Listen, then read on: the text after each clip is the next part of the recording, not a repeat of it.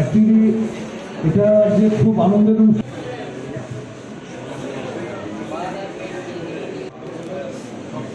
নমস্কার সবাইকে। আপনারা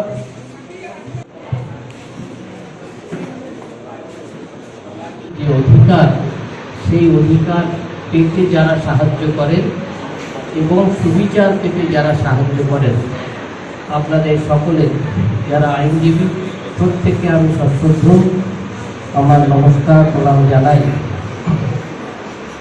বেলুড়মঠে যখন ছিলাম 13 বছর আমি আইন বিভাগে ছিলাম বেলুড়মঠে, সেই জন্য আইনজ্ঞদের সাথে নিয়মিত ওঠা বসা।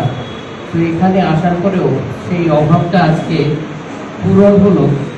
কেন বলছি, না হলে শনিবারের বারবেলায় কাউকে ধরে নিয়ে এসে কোর্টে নিয়ে আসা, সেটা কি খুব একটা ভালো লাগে? খুব একটা ভালো লাগে না ঠিকই, কিন্তু আজকে আপনাদের সকলের সাথে যেই প্রসঙ্গে আমাদের আলাপ হচ্ছে, সেটা হচ্ছে খুব একটা দুঃখের সময়। সত্যি কথা, মহারাজ যেরকম বললেন, আমরা বিভিন্ন জায়গায় গেছি। কালকে আমি অমরপুরের দিকে, মহারাজ গিয়েছিলেন নতুন বাজারে, ওই যতনবাড়ি নতুন বাজারে, আমি অমরপুরের দিকে গিয়েছিলাম। সেখানে এক জায়গাতে দেখলাম 15 ফিট জল উঠেছে, 1.5 তলা বাড়ির সমান জল। আরও একটা বলি, যে বলছিলেন যে শাড়ি দেওয়াটা সত্যি খুব দরকার।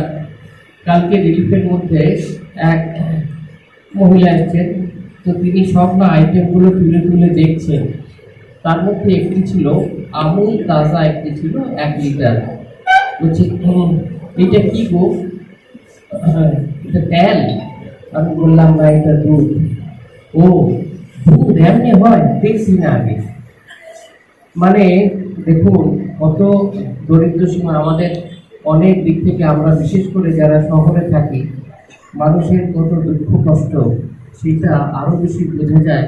আর এই সময়তে দেখে, এই দুঃখ দেখে আর অন্যের দুঃখ দেখে যখন আমাদের নিজেদের হৃদয় কাঁপবে, যদি দুপোঁটা জল পড়ে, তখন বুঝবো সত্যি তাই কিছু হয়েছে। মাইসোরের মহারাজাকে স্বামী বিবেকানন্দ একটা চিঠিতে লিখছেন, my dear Nobel Prince, the vanities of the world are very much transient, and they alone live who live for others. The rest are more dead than alive. অর্থাৎ রোজ নিজেকে আমাদের জিজ্ঞেস করা দরকার, আমরা বেঁচে আছি তো? কি করে বুঝবো বেঁচে আছি? যদি অন্যের জন্য ভাবি, সামান্যতম ভাবনা হয়, আর ভাবনা থেকে তাদের জন্য কিছু করার ইচ্ছে হয়, তাহলে বুঝবো বেঁচে আছি। আর যদি খালি নিজের কথা ভাবি, তাহলে বুঝবো বেঁচে আছি ঠিকই।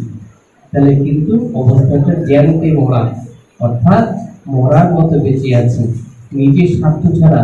কিন্তু আপনারা এই স্বার্থের ঊর্ধ্বে উঠে সকলের কথা ভেবেছেন, ভেবে আপনারা এই যে সাহায্যের হাত বাড়িয়ে দিয়েছেন। আমরা রামকৃষ্ণ মিশনে থেকে দেখুন, স্বাদ অনেক থাকলেও সাধ্য তো নেই।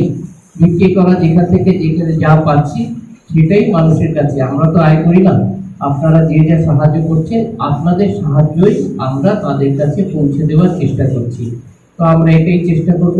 কিন্তু আপনারা যে সাহায্যের হাত বাড়িয়ে দিয়েছেন, তার জন্য আমরা আমাদের অন্তরে কৃতজ্ঞতা জানাই। আর মাথা পেতে আপনাদের এই কৃতজ্ঞতার সাথে গ্রহণ করছি, আর চেষ্টা করব তাতে এই সম্পূর্ণ তাই তাদের সেবাতে যেন লাগে, যে তারা শিবজ্ঞানে জীবসেবা, অর্থাৎ ভগবান সেই রূপে এসেছেন, তারা যেন সেবা গ্রহণ করেন। আপনারাও প্রার্থনা করবেন, আমরা যে সেবা করার চেষ্টা করছি, ভগবান যেন তা গ্রহণ করেন।